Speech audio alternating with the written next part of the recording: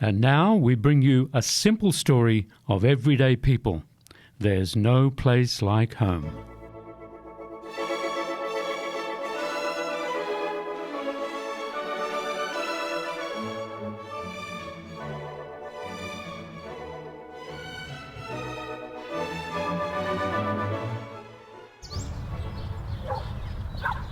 Here you go, Rowan. One latte, wasn't it? And I got you a Madeleine cake too. Ooh, a Madeleine cake. That brings back memories. Cheers. It's nice to take a break here in the park. The guest house will be alright, won't it? Yeah. I don't really care anyway. I feel like Mummy's running the place these days. It's nice to get away from her for a bit. You shouldn't say that, Lindy. She's your mother. You can't tell me you haven't thought it. Well, I don't want to be rude about your mum. Yes, you do. And so do I. Well, I agree she does have a dominant personality. That's a kind way of putting it. Is she going to be long? Long as in, is she going to be long picking up her friend from the station? Or is she going to be long staying here in Coochie Creek? Both. I guess I meant, is she going to be long picking up her friend? But is she ever going to leave? I don't know. Do you want to go to the pub? Lindy! Well, we're about the only people in the town who don't. Yeah, well, somebody has to set standards, and anyway, they probably wouldn't let me in.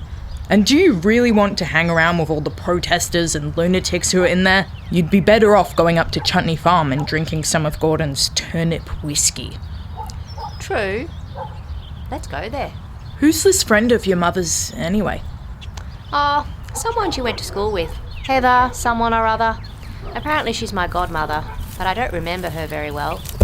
Hey, Lindy. Hey, Rowan. What are yous doing here in the park? You want to come and kick a footy with Fat Cat and me? Hey, Gus. Would love to, but we've just got a coffee. Sorry. Well, that'll give you energy. Yeah, come on, play footy. Sorry, Fat Cat, but we need all the energy we can get to cope with my mother. And her friend. Her friend? What does her friend do? Takes up another room in my guest house, apparently. I've stopped asking questions. My mother's running the show now. Well, just tell her to leave, Lindy. Yeah, just tell her to leave. You tell her to leave. You'll win a Nobel Peace Prize if you succeed. Maybe we can get this friend of hers on the footy team. Yeah, we'll take anyone. Hey, Rowan, heard you've been hanging around Flavia's after-school program. What's that all about? Yeah, what was that all about, Rowan? You went out to buy a casserole dish, and the next thing you're hanging out with a bunch of kids at Flavia's shop. You having a midlife crisis at 23, Rowan? No, I think Rowan was just hiding from my mother. Is that what happened, Rowan? What happened is I learnt all about possums. It was quite interesting. Your mother sent me out to buy a casserole dish, and I ended up in Flavia's antiques shop. And she thought I was one of the kids there for her after-school program.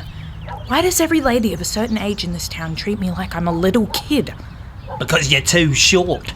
Because you're too nice. Because you don't hang out with Fat Cat and me enough. You sure you don't want to play footy with us? We're good, thanks. Why don't you ask some of those protesters? We have. We're organising an Antifa versus QAnon derby as part of the anti-mine protest. It's not sounding much like a protest. Do any of them actually care about the fact that there's plans to build a mine in Coochie Creek? I don't know. I saw a couple of them playing Minecraft. And I saw one of them reading a book called Mein Kampf. Does that count? Counts as a good reason why you don't want to play footy with them. But you two have fun. Yeah, we will. See ya! To be fair, the after-school program was quite interesting. Flavia's mad as a box of frogs, and she's not the, best listener in the world. You're telling me. She spent the first couple of months we lived here trying to get Monkey to dig us a composting toilet, simply because Duncan mentioned we needed a plumber. But she does have a kind heart, and is very patient with the kids. Well, mostly. That kid who was obsessed with trains wore her down a bit. But it was weirdly comforting to sit with the kids and learn about purple possums. Forget about the outside world for a bit. Apparently, the lesser-spotted purple possum is quite a unique species. And they're really purple? Well, in certain lights, sort of. Their fur has a slight purple tinge to it, but grey is probably more accurate. They're pretty, though. I've only seen photos of them. Apparently not many people have seen them in the wild. These days, I think you'd be more likely to see a platypus or a MySpace account than a lesser spotted purple possum. This area is their only habitat and there aren't even too many of them left here. Quite a few of them have been seen at Chutney Farm, apparently. I'd take that with a grain of salt. Quite a few pink emus and flying wombats have been seen at Chutney Farm. You want another coffee? Maybe we should go to the pub. How long will your mother be? Another hour or so, I think. Lindy, Rowan, come here. Or not. Coming, Mummy! No pub for us. And no friend for your mother by the look of it. Either she's in the car on her own, or your godmother is an Ewok. Mummy, is everything all right? You're a bit earlier than we expected. Yes, everything's fine. And where is Heather? Is she... She decided to get out and walk. She's a big fan of fresh air and exercise, as you'll remember. I don't remember. The last time I saw her, I was 3 years old and... And she had you doing calisthenics. Oh, you must remember that. You stopped crying after the first hour. I think I might have suppressed that memory. Oh, if only you'd kept up Heather's exercise regime, you wouldn't have such an awful posture, my girl. Anyway, I'm sure she can straighten you out over the next couple of weeks. Couple of weeks? And I'm sure she can make you a little taller, Rowan. I can't help my height. Those are the words of a weak-minded little boy. Heather has stretching exercises for people like you. And after she's had her way with you, you will be 6 foot... Under. Anyway, where is she? Rowan and I were just going to go and play football with Fat Cat and... Gus! And here she comes now. Run, Fat Cat! Run, Gus! I'm running! And Fat Cat, show a leg. Go, you chicken fat, go!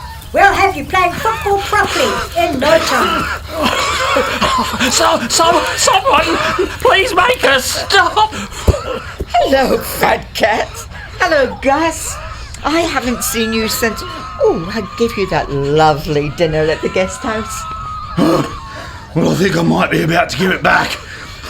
Heather, I can't run anymore. I can't breathe anymore. Well, if you're going to ask me to play football, I want to know that my teammates are fit and healthy. How do you do? I'm Heather. Heather Hockey Sticks. You must be Lindy and little Rowan. Una's told me all about you.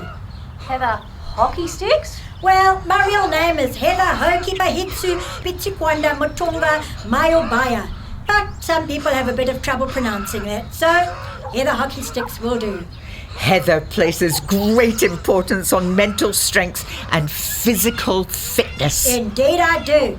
So when these gentlemen approached me and asked if I wanted to kick a football around the park, I said yes, I jolly well do. And I suggested we run a few warm-up laps first, and frankly, their hearts just don't seem to be in it. My heart's not even in my chest right now. And are you going to be involved with the protests, Heather? You've probably heard about the plans to build a pink Xenusium mine in Coochie Creek.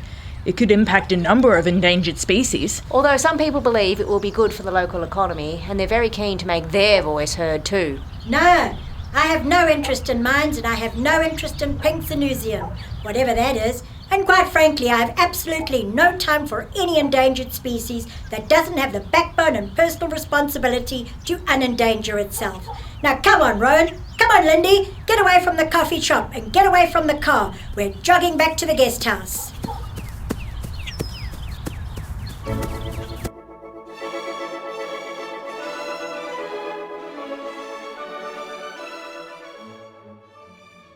Well, Heather seems hearty. They say that what doesn't kill you makes you stronger. And she certainly seems keen to make Fat Cat and Gus stronger. Will they survive? Find out in next week's episode of There's No Place Like Home.